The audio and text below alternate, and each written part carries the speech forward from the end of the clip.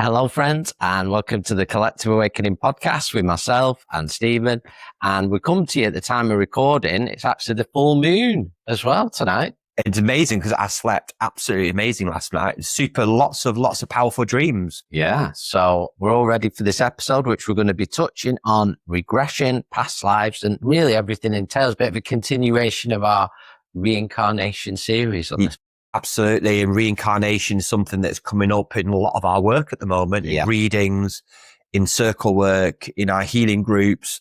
Lots of people asking about past lives. And today we're going to share some of our personal experiences that we've personally gone through and the things that we've gone through with other clients in our readings and regression sessions. Yeah. What people need to remember is that how do people feel after a session? Like with the reading, you should feel uplifted. You should feel, wow, that was amazing. You shouldn't come out of any kind of regression, healing, reading, feeling drained or tired. And that's a good indication that it's been safe. You've got something out of it positively out of that experience. So on the healing side, for me, it's incredibly powerful, but regression for me is an opportunity for deep healing, deep inner work. Yeah. I mean, sort of the journey I've been on with it I remember at the time it being discussed, but not a major part of circle, sort of advised against because of not knowing if somebody's like coming close in spirit and whether they're picking up on their energy, on their own energy. Yeah. But I do think everything, especially in this work, we've discussed it before, is quite incremental. So it's like, if I was to read a book on Dolores Cannon 10 years ago, would have accepted the knowledge, would have understood it. I don't know. I think you find everything in its right time. And for me, the reignition of the interest, particularly in regression, not as much past lives, was triggered by some of Dolores Cannon's video and what assured me a lot was that her knowledge was very in line with what I've always heard and felt from spirit as well. Absolutely. In the reincarnation process, in the life after death. So when you find that alignment, it's almost like builds a trust. Yeah. They're saying, well, this person's on the same page as me. And I know we've, discovered many other people since. So that personally for me was the start, the reignition of my interest in regression, and particularly with Dolores's philosophies, which I share as well, which is this life that you're living now is the most important. Absolutely. Whereas, you know this, Stephen, and it's been mentioned by many others who are involved in this work, they can very, very much be romanticized. Past lives, you know, was I Joan of Arc? Was I this king? Was all this? And not to say these things are possible, but it's by romanticizing, then we can sometimes over-identify. And I think that's where a little bit of the, I won't say toxic, but unhelpful side of it may come in. Yeah, absolutely. It's something I remember channeling through Albert, if you remember, a long time ago. I think we did an outside demonstration at Great Eccleston 10 years ago, and it was a big subject that got brought up in the audience about past lives. And it's something when we listened back to the tape, it really resonated with us. I don't think we were doing regression then. And they were saying they want to know what they did in the past life. And Albert said with spirit that do not romanticize your past lives. Just be very mindful. You know, what is your intention? What's your purpose? You know, why are you wanting to know about your past life? Is it going to be helpful for the here and now? And it's going to your point about the Dolores Cannon is absolutely right. The one you're living now, the one we are experiencing in this moment is the most important. Yes, it can be incredibly helpful to know where certain patterns, traumas may come from that have brought you to this moment. And ultimately, again, a regression session, like any kind of healing, is not this magic potion that's going to make all your problems go away. I was thinking about this walking to work this morning about awareness being key as well. Just pulling us back to the, where we're sort of setting off here is really when we mention about past lives as well, in terms of that's not to invalidate that life. There will be something there just because it wasn't a particular let me say, exciting or Potato life. what you might have considered to be, it doesn't mean that there's nothing there. There will be connections, there might be patterns, and there might be something that you experience that's very valid now in this life. And that, for me, is where, like you said, is where it can be extremely helpful. And it's identifying those patterns that are maybe continuing now, perhaps lessons that you repeated over several lifetimes. So they can be a good way to backtrack. This is why I also feel we can remember past lives through dream state and meditation as well. It can come forward. I find this with, talk about my own personal journey for a minute, that, you know, it was something that I've never been personally interested in the early days of my spiritual awakening. I just thought I've got too much going on in my own life. But then looking back to where I am now, and life's a journey, life's like a pieces of the jigsaw. They will start aligning at that right moment. I just trust in the path, going with the flow of the river. And you're absolutely right. You don't have to have a regression session to connect with your past lives. Things will come up. It can come up in meditation and plant medicine work. It can come up in one-to-one treatments, or it cleanses. Patterns might arise in psychotherapy and counseling. You never know. Just trusting that your higher self, your higher consciousness will bring forward those memories for yourself to view, to look at, to help you in this moment. How can those past life memories assist you in this moment in time? So, that's the most important. Could you have you got an example that we could use of a past life memory that you've experienced, even beyond that's been, or how it could be helpful? Maybe somebody you've worked with that would be a good example of that, of what you could see in a past life? Or well, I can't divulge too much information on some of the clients that I've worked with, because that's private to them. But on a personal note, I think what's been really incredibly helpful for me is where there's been some kind of confusion in my life with partners, family, where I've had some difficult relationships with, and feel like I can keep going round and round and round in circles with this person. A lot of people listening be able to identify with that. Absolutely. And that's why I think, particularly when we talk about family and relationships, you think, why am I keep going back to the same person? Why can't I break this pattern with my sister or my brother? Why does this keep happening? And if you feel stuck, you know, and I believe that everything that happens for a reason. I get that.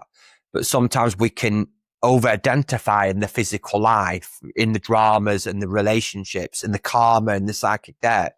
And in the regression that I've had, it's come out, and you've been in the sessions, Chris, where is it that simple? Yeah. All I need to do is just take a step back, stop overthinking, and just let people be. And then once I feel like I said, keep to the example. We were going off the. No. I know what you're saying, but again, it's just another example. There's no magic key. Oh yeah, there's no magic key behind this. It's basically the understanding, the clarity that you can bring out of that session. You think, oh, I understand this person more. I understand myself more. And then this pressure you put yourself under, I put myself under, the understanding for me is key part of the things that I've experienced in my regression sessions. Wow, a light bulb moment. Wow, is that the reason why I am the way I am? Mm-hmm.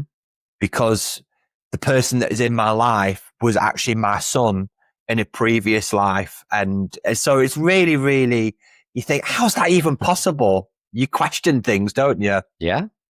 So can you give an example that you've personally experienced? Well, I think of because I had like one regression session in ours, and I can remember specific points, but also I suppose it'd be a good moment to, you know, we discussed it on the previous podcast of coming back and having the full view of things. And that's kind of what you mentioned there, and it's seeing, and I think that's a big thing that regression could do. It can take us away from the victim state, where we're then seeing the why, the how, and where lessons, teachers, where specific things have happened, even karmically attached as well.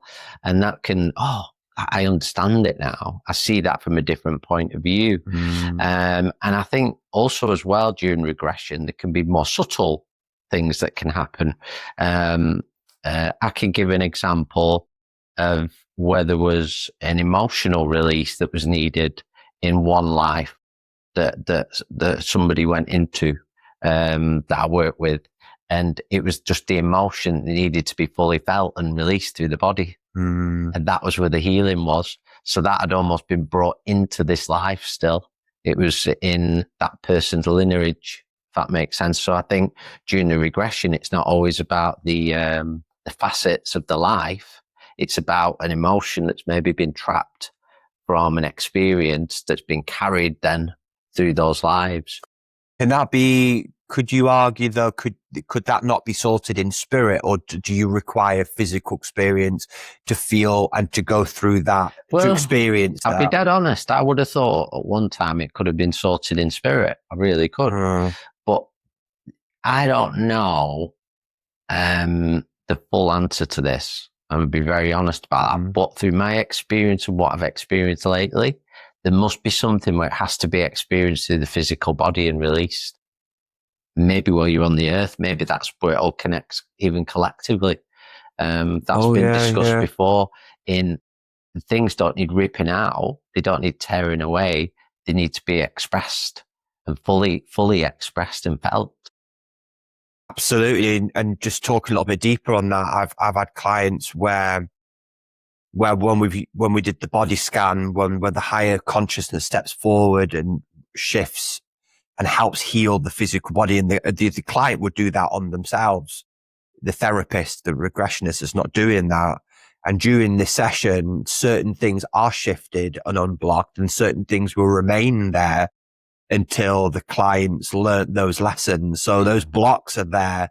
Those elements, those pains sometimes aren't always necessarily needed to be taken away, shifted or cleansed. Sometimes they'll remain there for that client to learn certain lessons until those emotions have been processed and experienced. I think you make a really important point there, and it's a point why this, whatever we want to call it, treatment therapy at the moment, is one of the more valid healing therapies around, because actually it steps away, because we are coming out of the age of the guru now, where we seek others and those beings, people who have played that role on the earth, have played a very important role and passed along some wonderful knowledge. But now we're coming into this time which many people be aware of, the inner guru. So when we sit in these sessions, it's not, for example, Stephen or Chris, I'm going to guide you on this journey. We're sitting, opening that space, providing that safe space for you to guide us, for your subconscious to take us exactly where you need to go. And what myself and you, what we both have, is that ultimate trust that that person's higher self will take them exactly where we need to be, wherever that is. That's part of the, I won't say a challenge of this side of it, of being a practitioner, is trusting.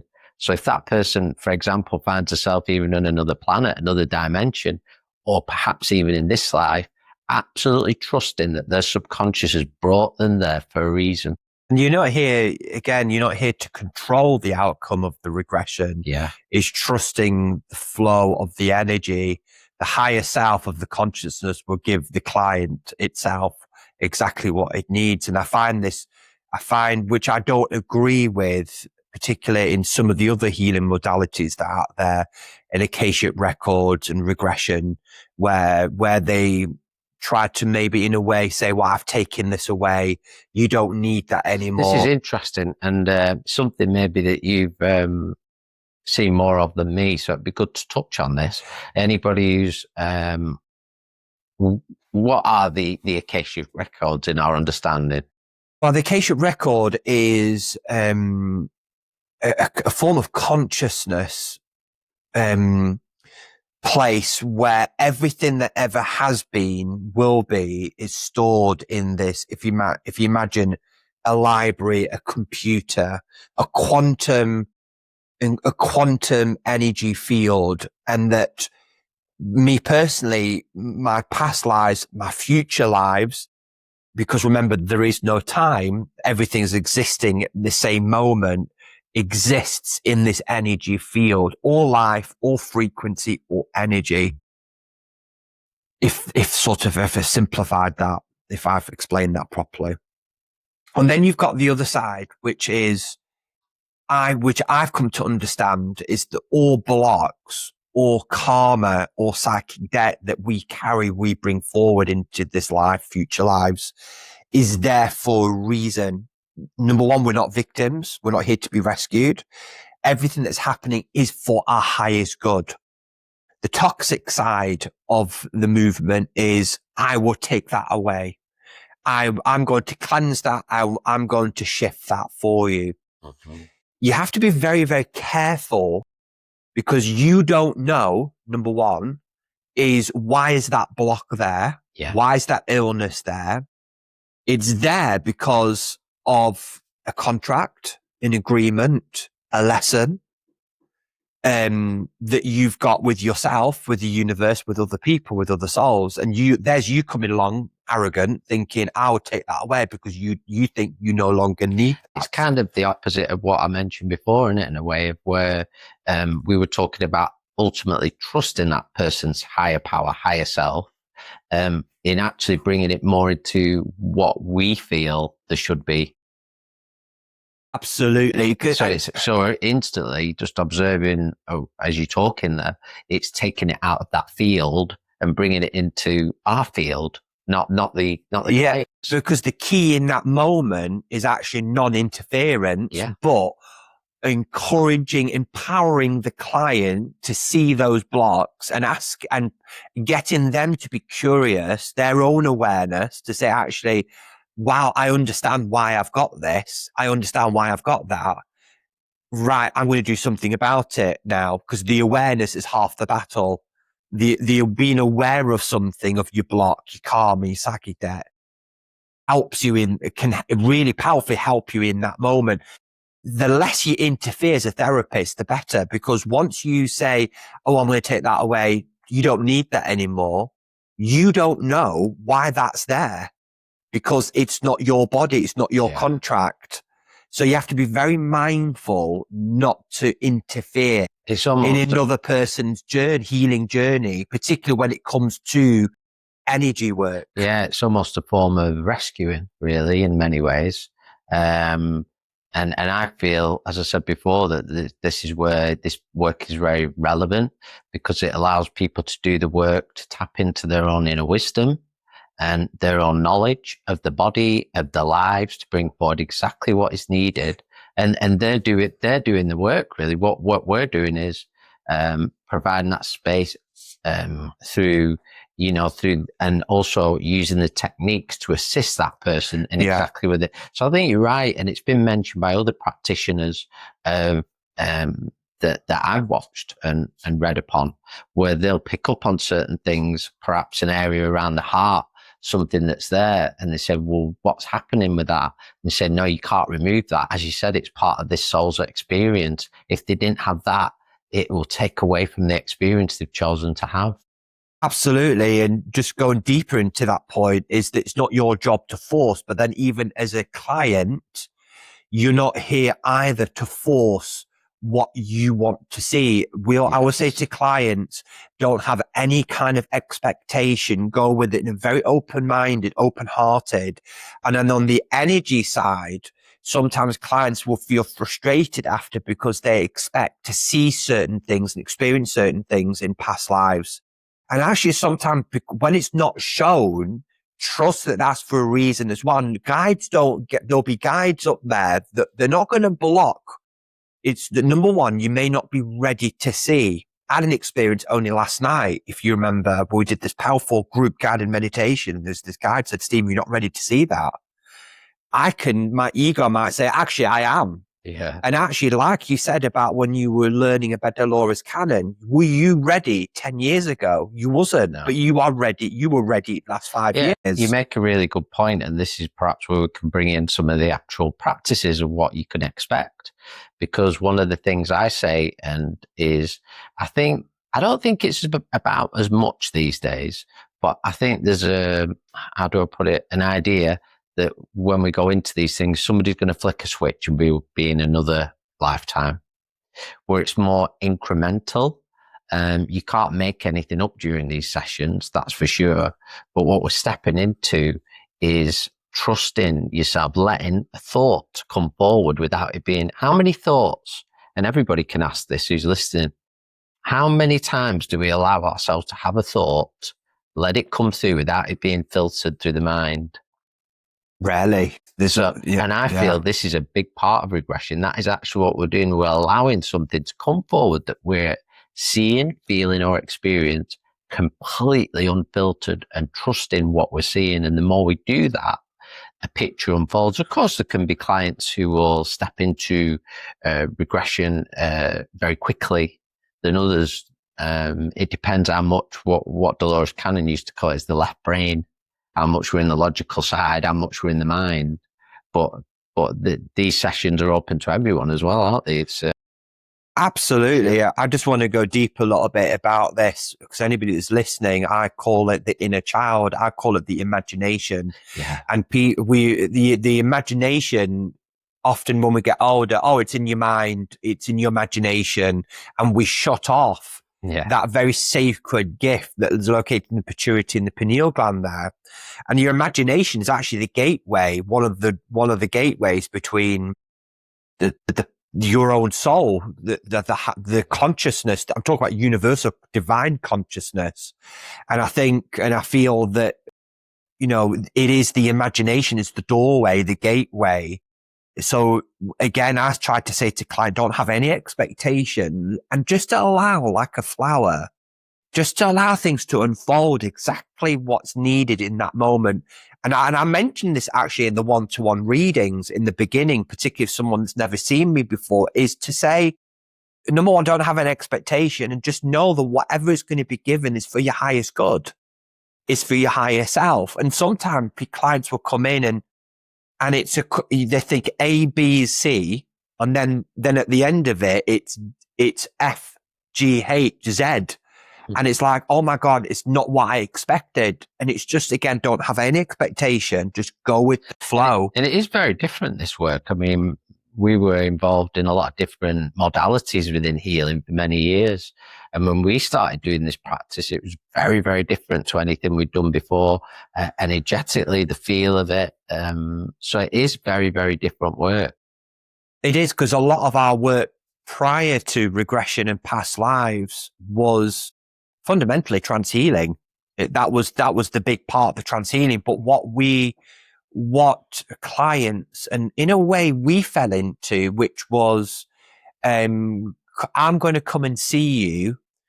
Spirit, the energies is going to fix this, sort this, and then I'm just going to live my life how I lived before. I'm going to come back in 6 months and fix me again, but it gets harder to fix you every time.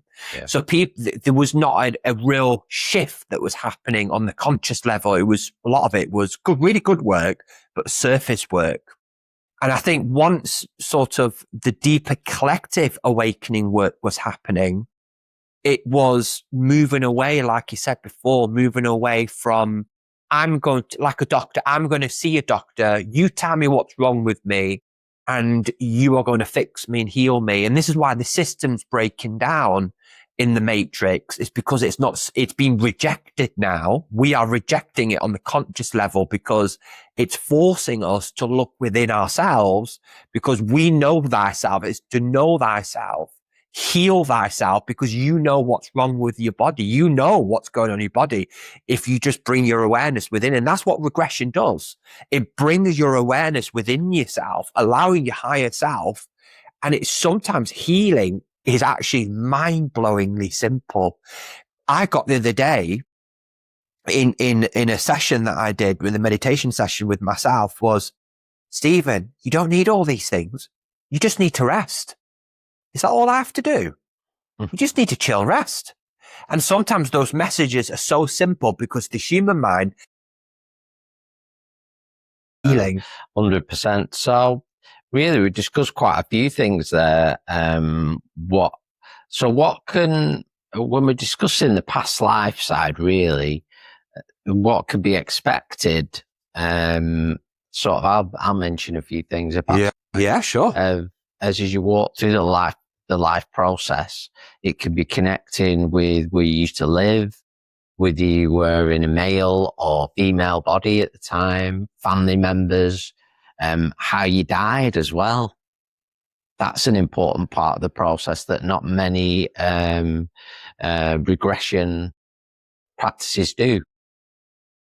Yeah, absolutely. I think, and I was doing a lot of research recently with Michael Newton's book, a lot of his teachings on regression, but a lot of his work focuses on the lives between lives. So the lives we have in spirit, not just the lives we have on the physical, because they're only, some of them can be incredibly short, but most therapists, good hypnotherapists, working on the quantum side will always bring us into the death experience. Yeah. And I think the reason and my understanding behind it is that we go through that because it helps us shift a lot of fears. I find, on a personal note, I just come out recently in my life, I've always had this, even though I work with spirit every day, how ludicrous is this? The fear of death. Yeah, we discussed it in our last episode. And we discussed it in the last episode, and it come out that in my life before, I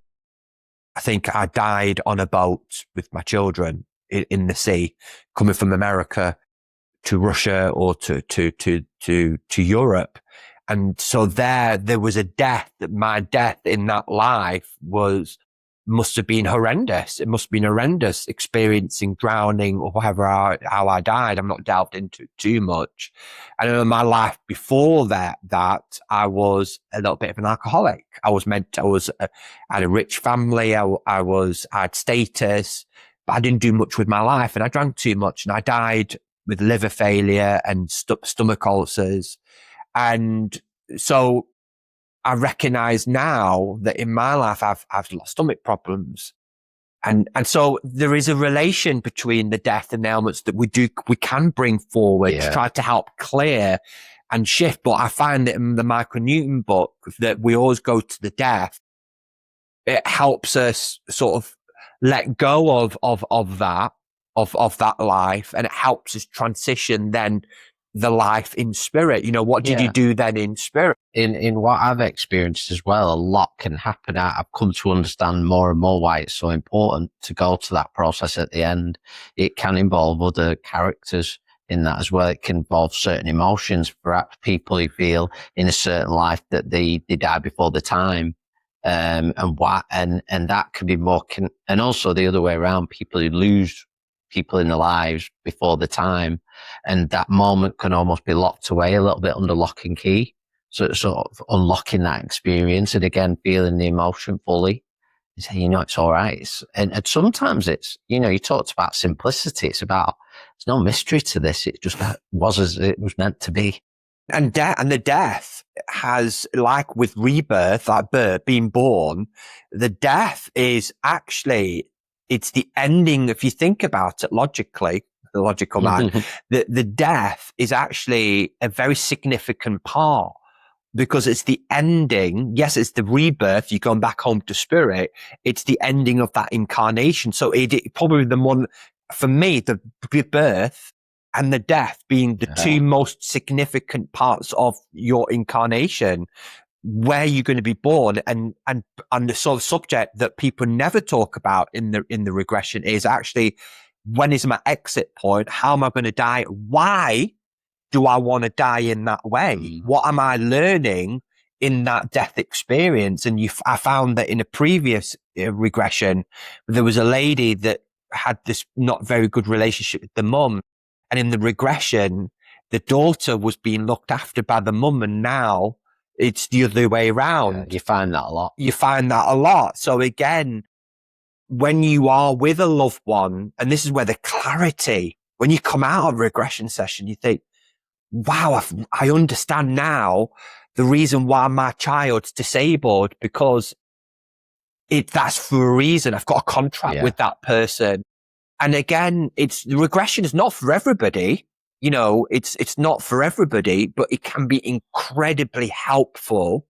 It's not going to make your life perfect, but again, it's the clarity that you can come out of it that can be incredibly transformative. Yeah, I feel it'd be a good time possibly to going to touch on, because we've mentioned the roles and perhaps karmic soul contracts, a few of these things that we have touched on before. So I've got a question for you. Because we are connected, does it mean we have the same soul group? We just talked about soul groups. We did. It's something that actually a lot of people don't really talk about. I think, in my honest opinion, I think if you're curious and you want to know, yes, it's great knowledge to share the soul group side. I think, imagine the way I envisage soul group is that we're all vibrate at different frequency, and each frequency vibrates a color.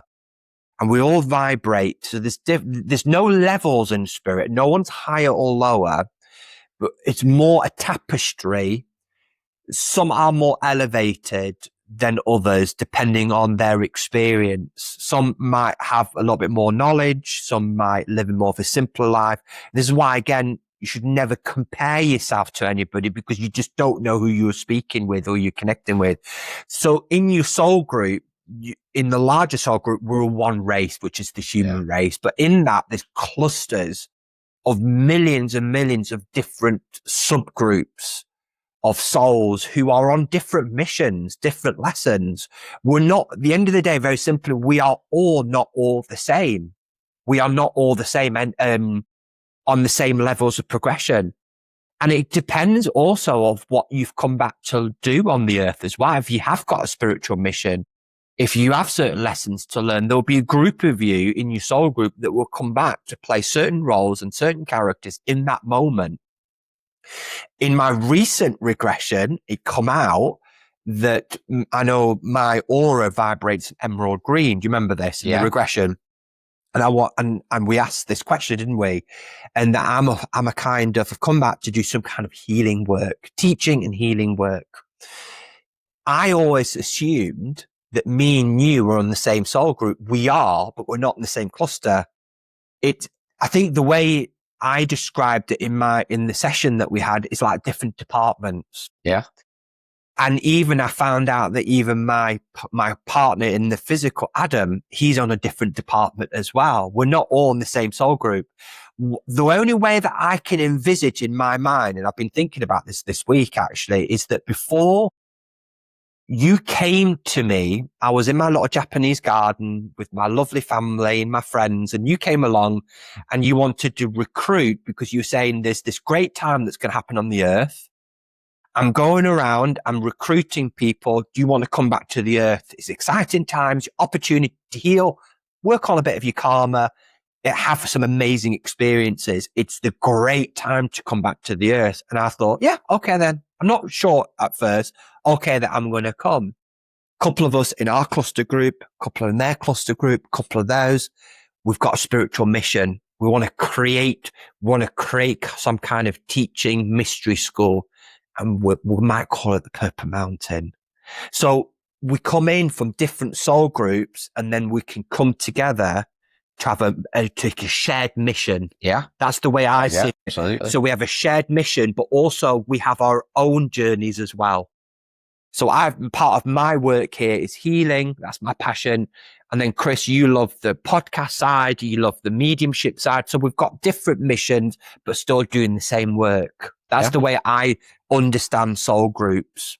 And that's what came out. And what's your understanding behind it? Very similar through that last experience. I thought if we're sort of quite like-minded, that we'd be in the same soul group, but it makes sense that the way I see it simply is it's like we say on the earth, if you had everybody was the same, or you had a group of people who are all the same, what have you sort of come together for? So it would make a difference. It made more sense to me that some of those people would be from different soul groups. So they're bringing different aspects into that group, but collectively, when you come together, you've got the same, aims, you've got the same intention. So it's probably the intention, as we know, it's like being here. If you do anything with a group here or a partnership of any kind, it's the intention that brings you together. You've not got the same way of doing things, But what it creates is different aspects, different angles, everybody bringing their own thing. It's like I've said a million times, like making a soup, innit? So all the different ingredients. If it was one ingredient, you'd go, oh, this is a bit bland, isn't it?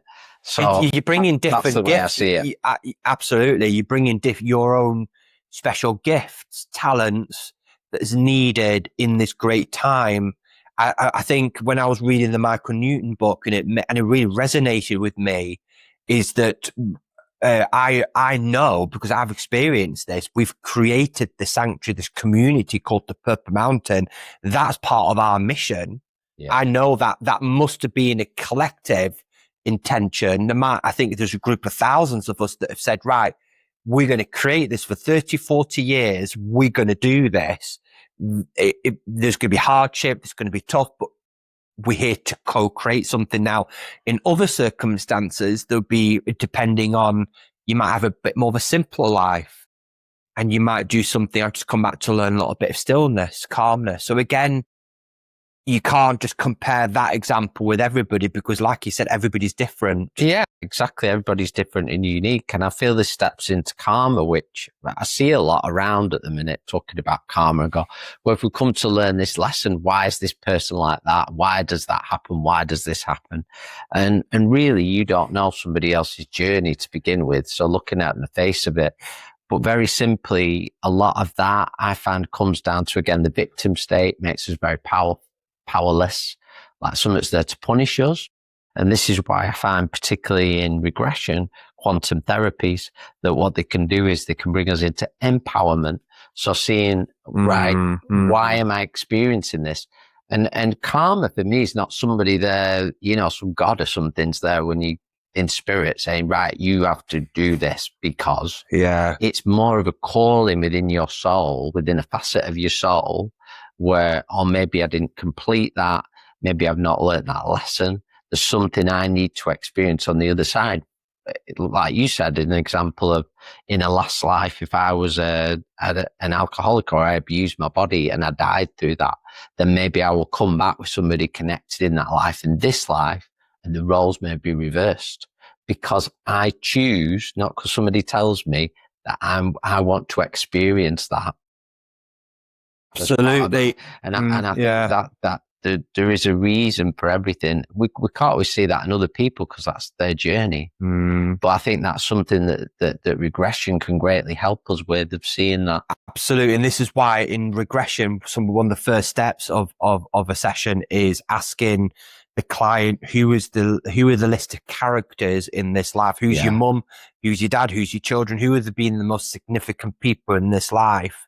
Past relationship, where there might be a work situation that you keep falling that same trap over and over again. And it might come out in the regression that there is some kind of contract. I always find that what comes out in a lot of regression, past lives, if you feel that you keep going round and round and round circles with a particular person and this person's energies keep coming up, is most likely there's some kind of agreement, a contract that's not been settled, it's not been healed. And I know once we return to the earth, there is that amnesia. We forget. That's intentional. That's not purpose. We have to forget to make it a little bit more harder for ourselves. So there is an agreement there, and understanding that agreement takes you out, doesn't make it go away, takes you out of the victim state. And when you're out of the victim state, great. I understand now why this is happening.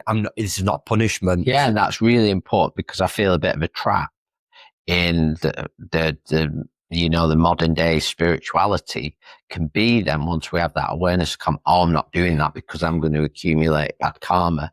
And I actually think that's so detrimental to your experience and your journey. You should do what you feels right in that moment because that's exactly where you need to be. What will be. And not everything, we've learned this through a recent channeling, not everything is karma. Not everything is a soul contact. Some of it is just an experience. Absolutely. We're for the experience. Everything in this work, everything that I've been involved in, it speaks of that at the moment of saying the experience. And this is where sometimes in our own awareness can actually take us out of the experience. Now that is detrimental because we're here. We've chosen to be here. We've chosen to reincarnate for a reason. We've chosen this life. As much as we might try and deny it, with jaws in it. It's basically, you know, imagine peeking behind the curtain every 2 minutes. I think you're right.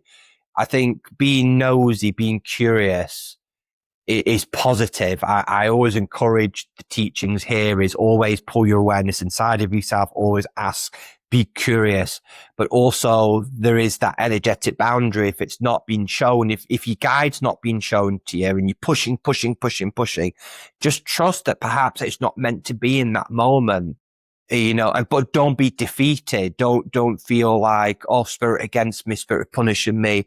Everything that happens is for your highest good. So if there is that silence, if you keep getting trapped with money and you don't understand why, and you've had regressions, you've had healing, you've had plant medicine, there's still the answers not shown. Well, that's a message in itself, because you've got to, this sounds really bad for saying, you've got to suffer more.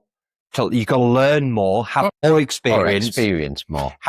Because that's what experience is. I think suffering is a result of resistance. Yeah. Of the experience. So there's no good or bad path. It's just the path of life. It's the earthly experience. Yeah, and I think that can be something, of course, it is good to have knowledge, awareness. I think awareness is key to anything, you know. In this, really, what we're doing is we're creating more awareness of ourselves, of our lives, of who we are, what we come back for, you know, shining a light on things. But when we start to live by, it can very quickly dip into fear. Well, I'm not living by this. I don't want to accumulate karma. I'm going to stick with this person, even though I'm completely miserable with them, because I think it's a soul contract. And maybe part of the contract was consequences, that you're going to come back into this life to complete something and go your separate ways. And you're asking spirit and everyone there, they're going, I mean, when are you going to cut this? That's what we're waiting for. We're not waiting for some peaceful resolution. This is what we've come back to do. So there's not one road to anywhere, is there, with it? There's different routes. Everybody's different. And like with readings and healing treatments, everybody's different. Everyone's got different perceptions, different keys for different people. And when you're ready, the path opens. If not, that's fine. Just go with the flow and enjoy the journey. But I just want to touch upon something that we've not really, it might go into what you asked me before, which is the over-identification of past lives. Yeah, I think that's where it can happen. It can happen several ways, really. It's where we can have a past life experience, and the over-identification is where we start to become that persona, almost, or try to live our lives, or say, you know, sometimes we have to visit certain places. I've had it where a couple of years ago, and it's sort of a friend of, and a medium of ours mentioned Avebury, and I ended up going there. I don't know. We went on a lovely trip. You did, yeah. It was really powerful. And natural things can happen like that. We're drawn to certain points in the country. We bump into people at specific time, all for a reason, and they can create activations within us, energetically, physically. But it's more when we start to take control of that bit more and say, well, I'm going there because I used to live there in a past life, and I'm really going to get something out of that. And quite often what I find is when people try and push that they're quite often disappointed. It's like, and the question is, what are you going there for? If anybody's thinking of doing anything like that, I would always ask the question, what are you going there for? What's pulling you? And if you say, you know, just woke up one morning and it just presented itself this, or it popped up on a screen and I knew I had to go, somebody mentioned it, that's been brought in your path for a reason. But are you forcing it too much? What's at the end of this? What do you want? Absolutely. And you find that I find even in trance readings and regressions in the past where people would have had, there was this particular lady and she said she was strangled, she was hung. And she said, that's the reason why I've got throat issues and neck issues. Well, it might be right now that you know that, how can you heal that and let that go? Yeah, She didn't want to. She became. I remember that, and I remember her actually explaining it to me in a later date. And I said, because she said, I have this problem when I lie down and I can feel this around my throat. And I said, right, is it helped? Oh no. And actually what she took it as, it affirmed so right, I'm just going to stick with this then. And to me, that's not really helpful, is it? And all these things, you know, we can put names on them or whatever. This should be helpful for your highest good.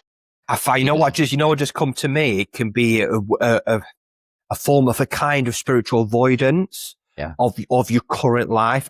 To be fair, we experienced this in the circle. Yeah. When we first joined Circle a little bit, where there was an over-identification of Native American Indian lives. And there was, for me, looking back now, was an unhealthy connection because there was an overemphasis of this is who we were all the time. And I thought, well, the life you're living now is the most important, the persona that you are now. And I think looking back now is a way of psychologically avoiding your own physical life by over-identifying in your previous life. Did you feel that? Well, what comes to me with it, just as an example, and I remember what you're talking about, is, for example, if you had a group that, or you come back to the earth and your last life was you lived as a Native American and you had this experience and you knew it and you were like, right, I'm going to sell my house, everything, and I'm going to start to live on the land and all this and go into that. You're actually trying to replicate that life instead of living the life that you come back to live this time. So in a way, it's kind of a disservice to this life. You can honor past lives and the experience, the knowledge, because it all lies within you. You know, this is where sometimes it gets mentioned about people who might be from other cultures and have other ways of practicing things. And people say, well, you shouldn't do that.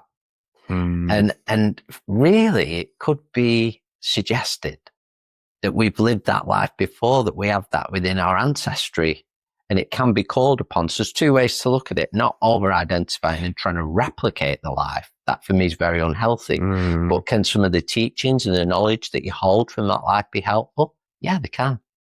But if we start to try and live, it comes down to, again, if everybody sort of experienced or remembered that actually we've all lived on this earth many times before, the subject of reincarnation, I think all wars, destruction would cease.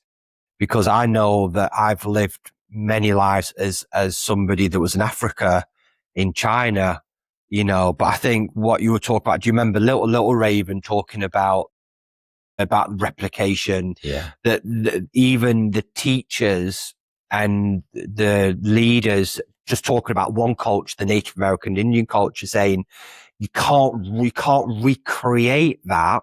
Yeah. And that's where even a lot of the Native American Indian souls that went back home to spirit during the destruction of the land, we went home in anger, even where even in the Aboriginal culture and the North American culture, where there's still a lot of alcoholism, drugs in the cultures, is because they've not let go of the past. They've not let go of the trauma. And you're not going to recreate that. You're not going to recreate what was 3,000 years ago, creating temples, all that. That's not what this time's about. Well, it's about creating the new. Yeah, you could see it in this life. Even I could see that in my life, where you've had certain experience, certain chapters, and if you try and recreate them, they're not the same because they've passed. And we can honor them. We can take the experiences, even look back and enjoy them in a way of honoring those. So I feel definitely it can be a form of spiritual bypassing. No two ways about it. Avoidance. But also on the other side of it as well, what I would say is this is where people can have experiences where their true source is from as well, that can be tremendously empowering. And I feel that's very, very helpful. Anything that brings that self-empowerment in, you know, you don't need to bow to anybody. You know, you've got that wisdom within you. You are a creator. You are a sovereign being. And a lot of people can experience that through regression. Even, for example, thinking, well, I've never felt like I fit in this world. A lot of people have had that experience. And then they say, well, maybe your origins are not from this world. And, you know, that's not to take us out of the experience, but it's to just help us put some of the bit, but you've come back for a reason.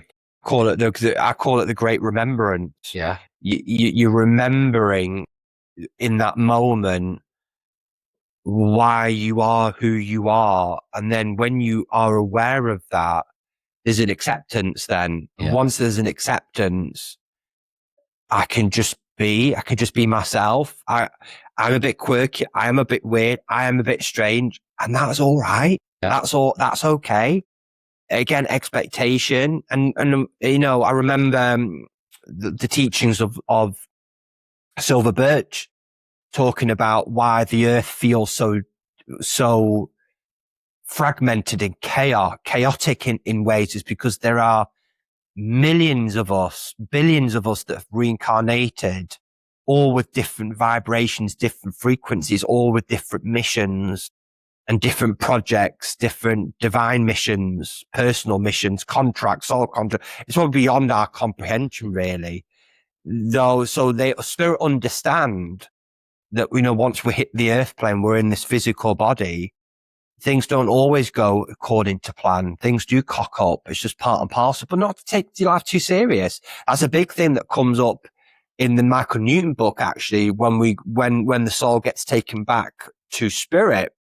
And I know Dolores Cannon talked about it in some of her work, is, that was like a play. That was really good, that.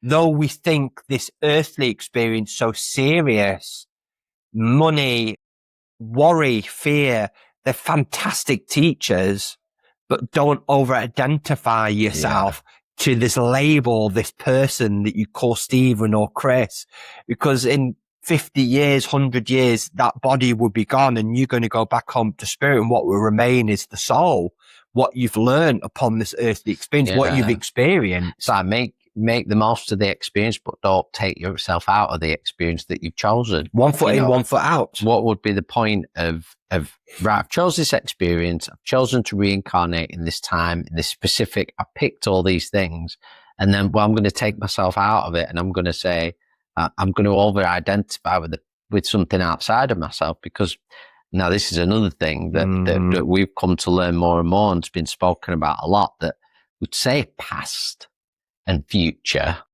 but really it's all happening at the same time. It's not like incremental time. It's a bit more like a straight line. It's all happening.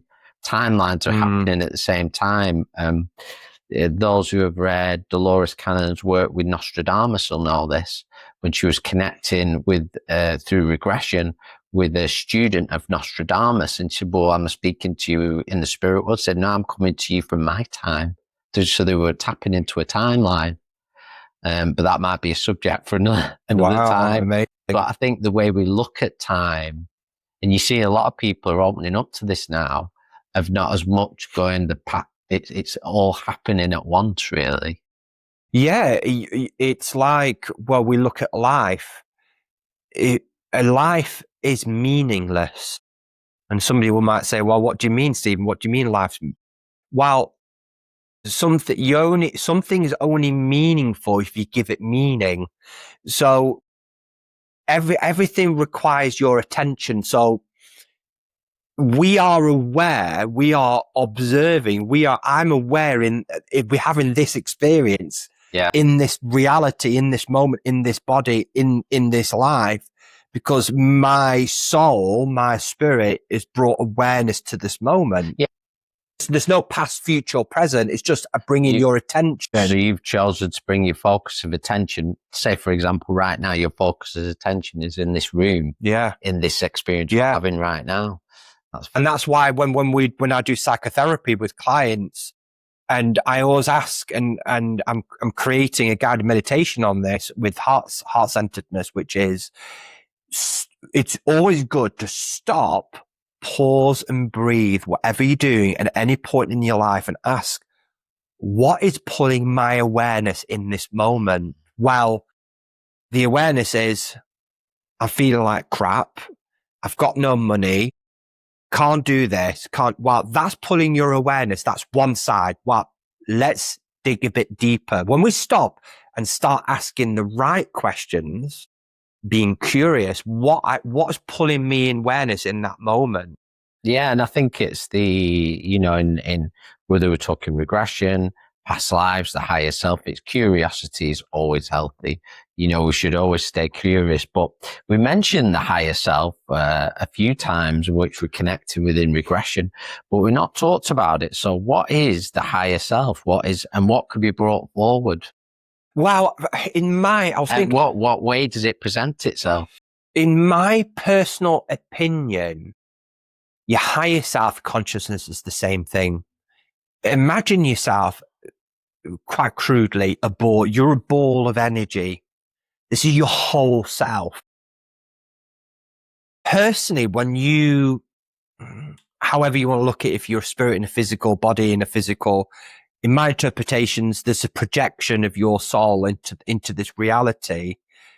My consciousness is in my body now. Higher self, it's what I'm tuning into in that moment. For me, I'm an antenna of awareness and tension. And this is why you find in the world where people keep getting lost and keep being drawn to the lower frequencies, keep tuning into these lower dense frequencies, war, destruction, separation. Yeah. And actually that's your lower consciousness. That is the instinct, the physical side. So your higher self is freedom, lightness, joy. Yes, there's still those elements of experience, the good and the bad. I'm not saying everything's love and light. That's not what I'm saying. Yeah. But your whole self is basically your higher self. It's your soul, your spirit. That's what consciousness is. It's your spirit. So in a session, when you slow down, when you pause and you're lying on that bed and you're going deeper in different states, you're allowing that your true self, which is your soul, to step forward, where before we are tuning into lower frequencies, we get stressed, we're working, we've got things to do with children, we've got work. So our vibrations constantly fluctuate. So it must be difficult for the higher self, your true self, to navigate through that earthly experience. That's interesting. Yeah. What's your thoughts on it? Well, it's a little bit different actually, because I would connect it as that intuitive feeling that we always have. And I actually feel the intuition, that gut feeling is always there, no matter what situation we find ourselves, emotionally, physically, wherever we are. It might be what I say, it might not be as loud, the voice. It might be a little squeak, but it's still there. And I feel that's what it is. And your higher consciousness knows everything about you. It knows all your lives. It knows everything. It knows every facet of your soul. It knows your true personality and your true feelings. It's your true self, totally unfiltered. Your authentic self. We've done this podcast. There's a lot of filters that we place on ourselves and situation, part of our lessons, experience. But I feel when we're tapping into that, particularly it's really the final part of a regression session for us, then we're tapping into that pure you in its purest form that says, look, I know exactly what's going on here. And it doesn't come in my experience, in like a godlike form. It can have a quirky personality. So your true self can be quite funny. It can be quite amusing, or can be quite stern or disciplined, depending on what's needed. It could come forward and say, oh, yeah, I've seen Chris go through this before. He's doing it again. And this is what's happening. And they can almost come through in a very light fashion. They're saying, oh, we'll keep doing this till we learn.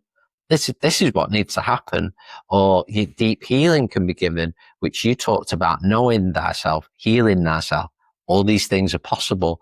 And that's why what we're stepping into now, stepping into our own library of wisdom, knowing that we're perfectly capable of healing ourselves and stepping into our true form. And that's what I feel the higher consciousness, simply, it knows everything about you. It's your true self. Many people say it's always been there, because after these sessions, when people have connected or they listen back to the recording, so often they say, I knew that. It was just in the background. I knew that was right. So deep down, they knew that. They were hearing that voice. It was just a little bit muffled, or they chose to block it out, or they couldn't hear it, like you said, above the noise.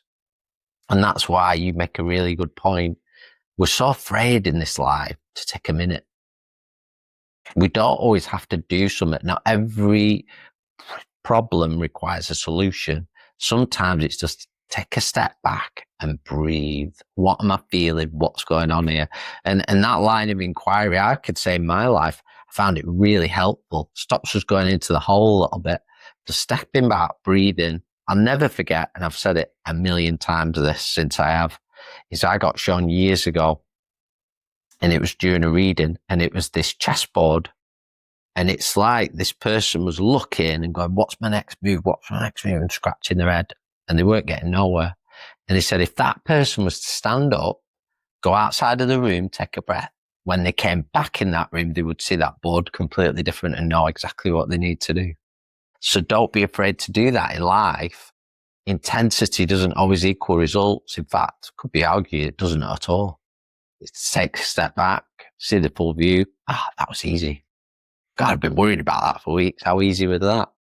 It's unnecessary pressure we put ourselves under sometimes as well, don't we? But yeah, and that comes from, that can come in forms of being too concerned about getting it wrong, when maybe that's part of the journey. Get it wrong, get it right, you know. Came out in my regression a couple of weeks ago, where I think there was one of my Native American Indian teachers who presented himself, do you remember, called Silver Cloud, and he said to me that I over-identify each bad experience as karma and psychic debt. And he said, look, you're here to experience life. Not every bad experience is because if you've done something wrong or you're trying to repay karma. As much as somebody's done something bad on you doesn't mean that it's karmic. Yeah. It's actually he actually said, it's, believe it or not, there's only small parts of your life, actually, believe it or not, is actually karma and psychic debt. It's actually quite rare in lives. A lot of it is to work on, particularly on the ancestral side, to give the feminine or to give the masculine the voice.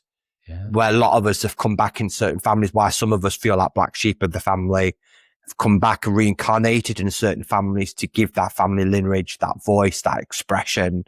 And that can be incredibly helpful identifying that in regression. And like you said, in a regression, you just never ever know what is presented. But one big message in this is just trust that what is shown to you is, number one, for a reason. Number two, it's for your highest good. It is for a purpose. Yeah, and very importantly, as with anything, choose a practitioner that you resonate with, that you have a call into as well. Feeling very comfortable is really important in these sessions, whatever space that's in. There's people for people in this world. But really, it's amazing work because it's tapping into your inner knowledge, inner wisdom, and it can really be a bit of a rebirth for a lot of people in looking at things in a different aspect. And that's what we bring forward in the reincarnation teachings. All this, it's looking at things from a wider perspective and understanding and not getting too lost in the experience. And also, I don't know why it's just come to me that in quite a few sessions, people come out of a bit raw after, because they've had the illusion, the fear has shifted, and behind all that is truth. And there was a lady that had a session with me and she wanted to leave her husband and she felt she couldn't, she felt sorry for him and all this. And anyway, she ended up leaving her husband after 30, 40 years. But that needed to happen for her soul. It come out in the regression because the husband wasn't learning. He was keep going to the same trap and she was keep falling into that. So he had to learn consequences. Very similar actually to something that I've experienced with my mother in this life, which was because of your choices, your consequences is you're going to lose your son through your choice. So what I was saying is that through sessions, it can feel very raw, but also know that when there is a departing of relationships, if that's an intention behind a session, then trust that it is for your highest good, it's for a reason. Not every contract is meant to be forever. That's what was mentioned earlier. Yeah. You know, just because you're connected or you have a soul contract, whatever you want to put a name on it, doesn't mean like you have to suffer. You know, maybe the suffering's happening because it's long past its sell-by date. You know, I remember one of Dolores Cannon's session, and this lady who she was working with, and her subconscious come through at the end and said, "Oh, I'm so sick of her going on about a job. She's been complaining about it for 5 years. Why don't you just leave? I keep telling her to leave. There's lots of opportunity." So it's simple things like that, getting stuck and going, you got the power, you just leave. You're not stuck in anything. You know, so it can be as simple as that. We say simple, but we all find ourselves in that point in life where things can feel a bit heavy or complicated. And this is why perhaps going to practices like this can be really helpful. So it's the future, in my opinion, regression, quantum regression, and even with our research, our work's constantly changing, constantly evolving. A lot of our work now is looking into, which was about the Dolores Cannon, the quantum side, and now we're learning even more about the Michael Newton book. Even with my session that I had was a lot more not about past lives, but lives in spirit. And with a lot of people, you know, the Michael Newtons, Dolores Cannon, Boris Walter, their biggest teachings actually come through the regression sessions themselves. So each one learning and evolving because things are changing all the time. Things are shifting. Our needs are shifting. As you know, the world we inhabit changes as well. The consciousness is unfolding. It's like a lotus, and the quantum side is shifting. Our consciousness shifting, and the language, the frequency is shifting and unfolding. So, and we have to be open enough to shift. This is where a lot of places will stay in the old, because. And we've always prided ourselves here at the Perfect Managers, never be afraid to something that through the channelings of Albert said, always be open-minded, always be open-hearted. Don't be afraid to shift, change stuff. That's how you grow. That's how you evolve. Yeah. Otherwise you stay in the old. And this is the beauty of this. You don't know. We might have another podcast in 10 years and we're doing something completely different, but that's the amazing part of the journey. And it's exciting. It's amazing. It is. So thank you so much for everybody that's tuned in again. And we hope you enjoyed this episode. Please click, subscribe, continue to support us, and we'll continue to have these interesting conversations. So till next time, we'll say goodbye, everyone.